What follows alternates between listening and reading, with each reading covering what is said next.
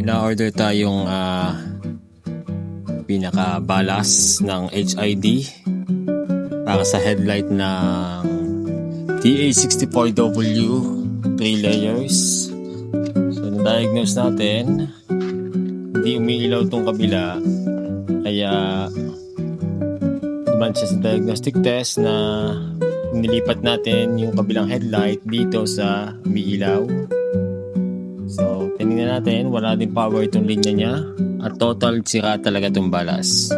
Kaya naghanap tayo online, may nabilhan naman tayo ship from overseas. Good thing saktong-sakto. Ayan siya, nakakabit na. Tingnan lang natin kung gagana siya kasi wala rin power itong linya na dito. So kahit wala siyang power, tinry ko yung kabilang headlight na gumagana, hindi rin talaga umiilaw. Yung namang headlight na hindi gumagana ay sinubukan ko ding isalpak doon sa side na may power, hindi rin talaga umiilaw. Kaya ito na ang last part natin. So, umorder na tayo. Ngayon tingnan na lang natin, tapusin lang natin to, ayusin lang natin yung linya, tingnan natin kung gagana na.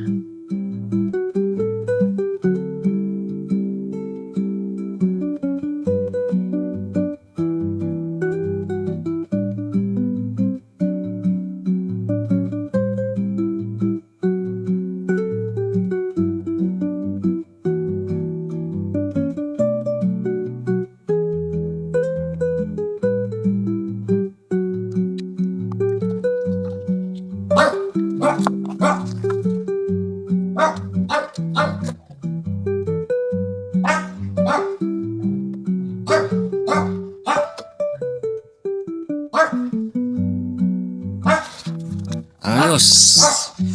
May ilaw na siya pareho. Napakaliwanag. Ayos din tayo sa kanyang fuse box.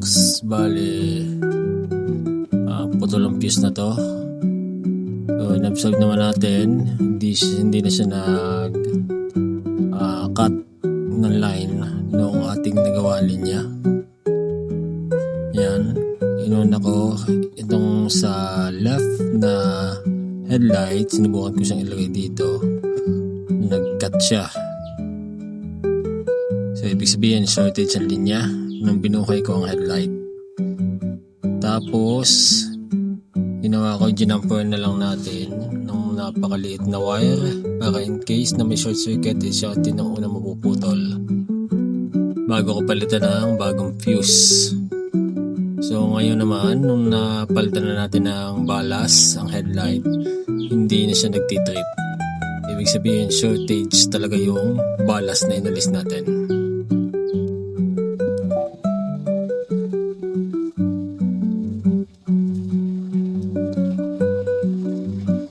Ayos na ang ilaw ng ating D64W.